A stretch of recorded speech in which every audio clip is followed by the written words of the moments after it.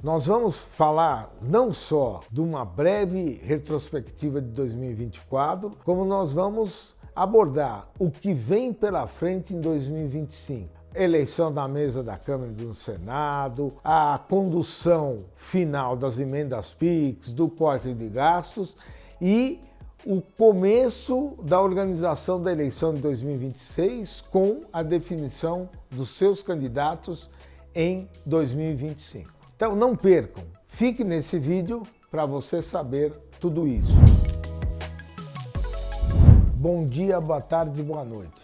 Fazendo uma breve retrospectiva de 2024, nós vamos ver que foi um ano muito difícil, principalmente por conta de uma guerra que houve entre mercado financeiro e governo sobre a questão da política fiscal.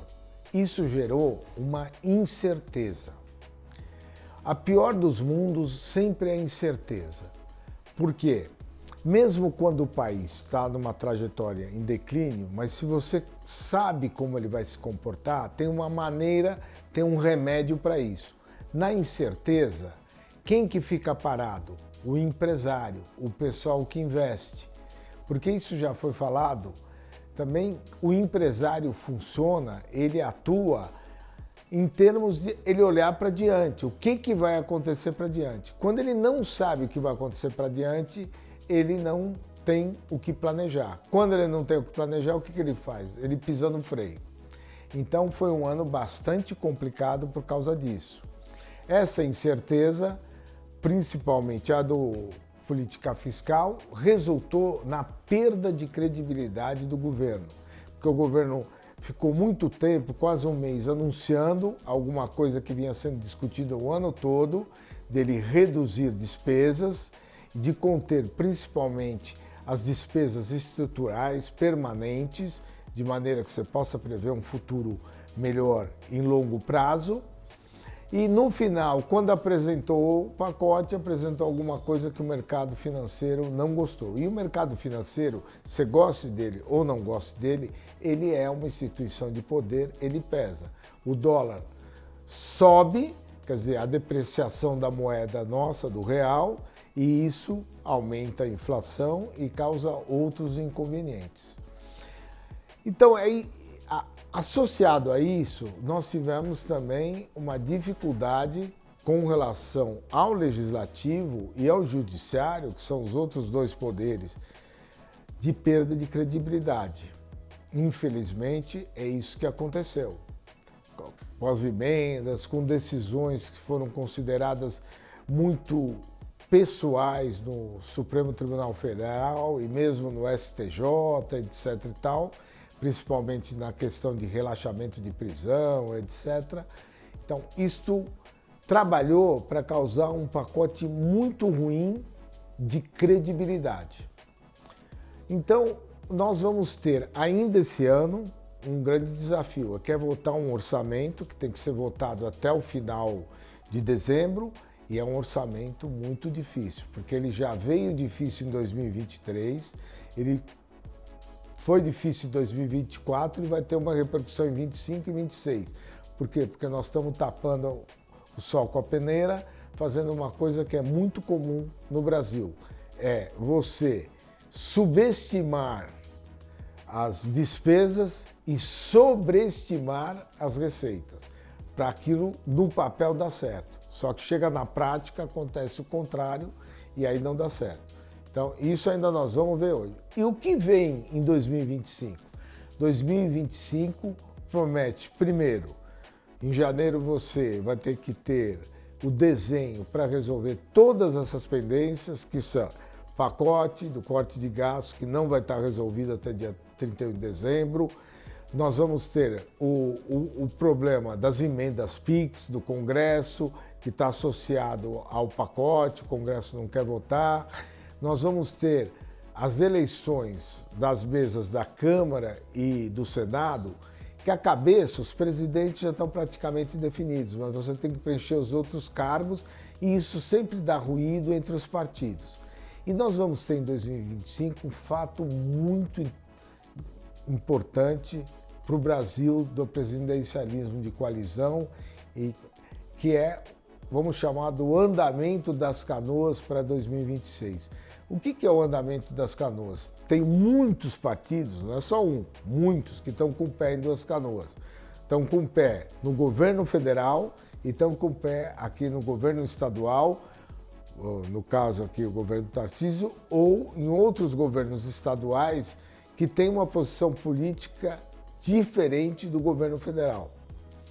Isso, como 2025 vai caminhar para a definição dos candidatos, e nós temos mais duas incertezas: se o candidato Bolsonaro vai ser elegível ou vai continuar em inelegibilidade, isso vai acarretar que vai ter que escolher alguém, que pode ser o Tarcísio ou pode ser outro, e as condições de saúde do presidente Lula, se ele vai estar em condições de disputar a eleição em 26, o que também vai acarretar, no caso dele não poder, ter que escolher um candidato. Então toda essa tensão vai estar no segundo semestre de 2025 avultada, vai crescer. Então nós vamos ter mais um problema, quer dizer, é um 2025 bem complicado, porque muitas pendências foram carregadas de um ano para o outro. E nós vamos ter também o andamento desses partidos, não só em termos de candidato à presidência, candidato aos governos, como também nos seus candidatos a deputado. Vai ter uma discussão muito grande, não só em termos de emendas federais, como emendas estaduais e emendas municipais. Nós vamos ter, São Paulo hoje é uma prefeitura que é o terceiro orçamento do país, depois do governo federal e do governo estadual, o maior orçamento do país é a prefeitura. Então as emendas aqui, a atuação dos vereadores ligados aos deputados, isso interfere, isso tem peso. Então vai ter uma escolha de candidatos, vai ter a definição dessa distribuição de dinheiro, e essas condições todas políticas vão pesar principalmente a partir do segundo semestre. No primeiro tem a herança das pendências que nós já falamos.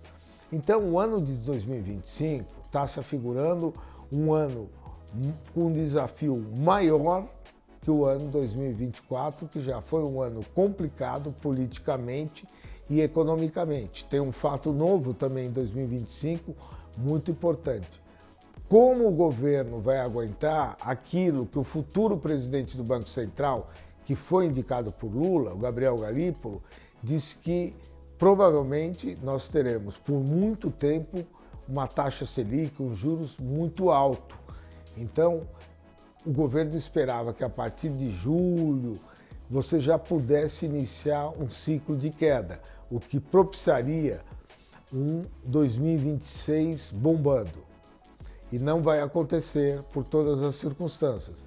Então, o que vai acontecer em 2025 é que o governo vai ter que conviver com uma contração, com uma recessão que vai ser causada para a queda de juros, e vai ter que sair de um crescimento que ele está muito contente, que é em torno de 3,4, 3,5 esse ano de 2024, para um crescimento de 2, 2,1 em 2025. Será que ele vai se conformar com isso? Será que ele vai aceitar esta queda do crescimento e que estará na boca, estará na fronteira do ano onde você vai disputar de novo o poder do Brasil, sabendo que nós estamos tendo agora uma curva de queda de aprovação do governo federal ao longo do tempo? Será que a sua base, o partido que o apoia e tal, vai aceitar isso? Será que os deputados vão continuar na barca do governo, vendo que o governo está perdendo a prestígio e que a política econômica será contracionista com juros muito altos? Isso não se sabe. Então, a nossa retrospectiva para 2024 não foi nada encorajadora, e para 2025 o desafio parece ser maior. O Brasil, e isso acontece muito porque o Brasil, como nós já vimos, não é um país que resolve os seus problemas de fundo. Ele vai postergando, postergando. essa postergação vai trazendo para os anos seguintes a mesma aflição que você tinha no ano anterior, ou pior. Então nós vamos viver esse problema de crescimento, de arcabouço fiscal, de renda em 2025. Mas isso é Brasil. E qual é a sua expectativa para 2025? Comente e não esqueça de curtir e de se inscrever no Isso é Brasil.